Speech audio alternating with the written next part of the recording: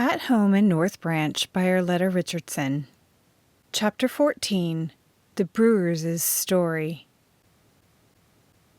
You mean that man deliberately set fire to the business, then sauntered home as though nothing had happened?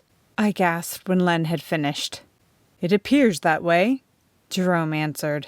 He was very calm as he told us about it. Sounded like he might be giving an eyewitness account of a Sunday school ball game. "This is better than a book," Sarah Jane declared. "You said you found Cy frozen to death? Had Roland beaten on him or anything?" "Not according to Brewer's version of it," Jerome replied. "We should know more about that when we get a county coroner's report." I want to know why Roland didn't notice Cy in the corner when he was pulling money out of the walls, Myra said. You didn't have any trouble seeing Lawton. Roland knew he was there, Len replied. This wasn't his first trip to the cabin. He knew Cy Lawton was dead when Lorenzo saw him that night, and he didn't even report it. "Let us finish the story," Jerome said, "and maybe your questions will be answered." "One of mine is already answered," Sarah Jane assured him. "The man is obviously missing some of his shingles, but do hurry and go on." "That's an apt description," Jerome laughed. At any rate, Roland Brewers said that as he sat in front of the fire, he held a newspaper in front of his face, but his mind was not on the events that the Independent covered. His instinct was to rush out and hunt Cy Lawton down, but he knew he mustn't do that.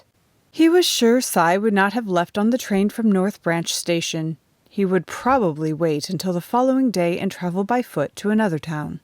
By the time Stella and the children went to bed, Roland had decided to walk back into the woods. He wouldn't be able to sleep anyway, he knew, and perhaps he could find tracks to indicate that Cy had gone that way. Skirting the shingle mill yard, he noted that there was no sign of a fire. It would probably smolder for some time before smoke would be visible. He decided to go back as far as the clearing and check the cabin. When he reached the door, he listened intently and then stepped inside. Except for a pile of rags in the corner, the place was empty. He was about to leave when a familiar object outlined in the moonlight caught his eye.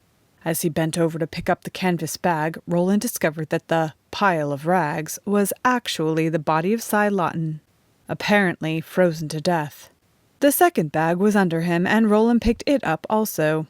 The money was all there, and Roland decided to hide it in the cabin until he could leave town in an unhurried manner.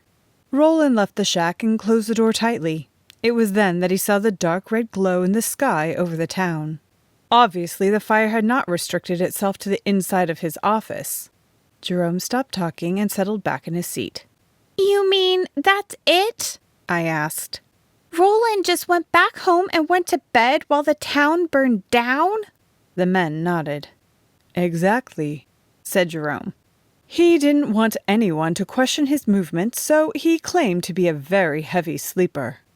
I thought back to Daisy's embarrassment when the children questioned her the day after the fire. She must have wondered why her father hadn't heard all the racket, or perhaps she knew. I resolved to go to the brewer's house and talk with Stella. If she wouldn't allow me in, I could at least offer my sympathy from the doorstep. North Branch was still reeling from the news the next week.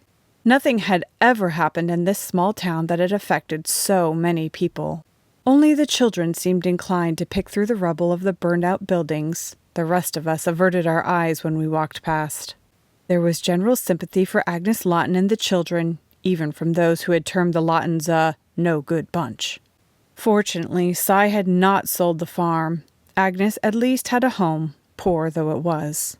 "Maybe some of us should help her get that place cleared up," Augusta suggested.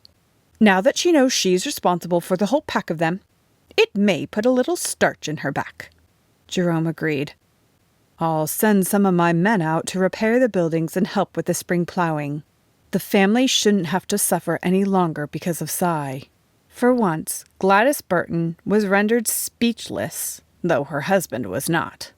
"The man's a lunatic," Zachary stated flatly. "Certifiable. Needs his head looked into." Gladys was unable to contradict that assessment, and she went about with a crestfallen look that would have been amusing had it not been so pathetic. After school on Friday, I made my way resolutely toward the elegantly appointed brewer home on the outskirts of North Branch. I knocked hesitantly on the heavy, ornate door and was admitted by Mrs. Brewer herself. To my surprise, she seemed pleased to see me. "Do come in, Mrs. Williams. How nice of you to call." She led the way to the living room. "No one has been to see me since—" She indicated a chair for me and sat down on the sofa. "Actually," she continued with a rueful laugh, "no one has been here at all. You're the first visitor I've had." I felt my face growing red. "Oh, I'm sorry." "You needn't be," she interrupted me. "It's my fault. I've been reluctant to get involved with the townspeople, and I'm afraid I haven't shown myself to be too friendly." As I watched her, I thought again of what a beautiful woman she was. Surely she could have led society wherever she found herself. She seemed eager to talk, and I listened with growing amazement to her confidences. This was not the first such situation Stella had found herself in since she married Roland 12 years ago. She had been young and susceptible to the handsome features and soft-spoken ways of the new gentleman in her town. From that time on, life had been a series of moves from one place to another. Roland would accept a job in a newly established business, and before many months it was flourishing. He was persuasive in his dealings, and business associates seemed to admire his accomplishments. But Stella had to admit to herself they didn't trust him. When things seemed to be going the best, Roland would decide it was time for a change, and they would go on to another situation. At first, she had entered eagerly into the life of the towns they had lived in. She would attend church, and after the children came, she enrolled them in Sunday school.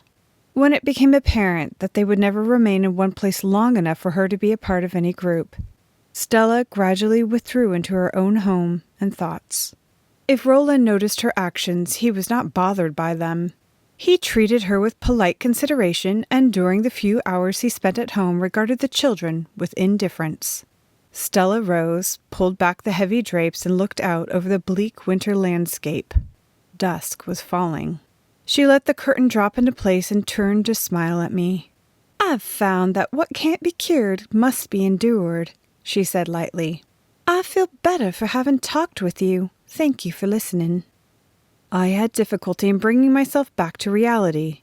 Before I could marshal my thoughts to give an intelligent reply, Stella went on. "I should tell you, too, how much I appreciate the care you've given our children this year." She looked down at her folded hands in her lap. "Daisy has been a bit of a problem, hasn't she?" My startled look must have indicated that I intended to protest, for she hurried on. "No, that's all right. I know she is. She has always been very self-sufficient. I don't think she could name a single friend she's made in the numerous places we have lived." Stella sighed. "I've not been a great deal of help to her. I see myself in her, and I know her better than she thinks I do.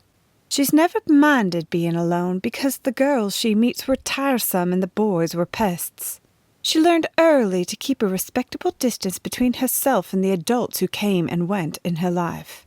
It was easier to get her own way and accomplish what she wanted to do if no one suspected how she went about it.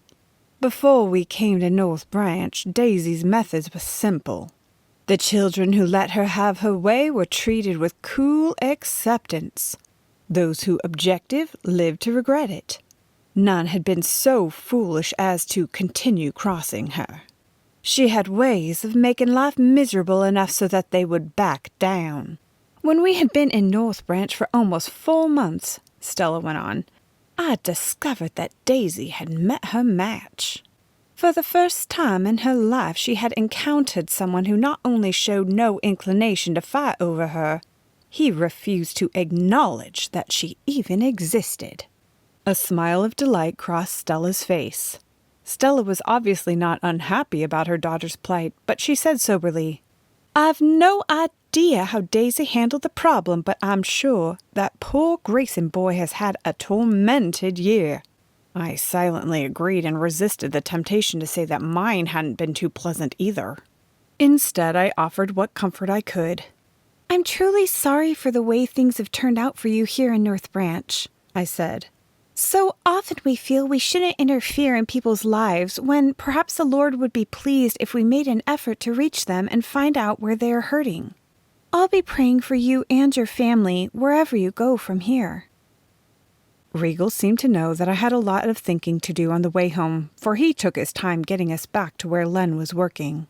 I would tell Len that I had visited Stella Brewer, but most of what she told me, I never shared with anyone. End of chapter 14.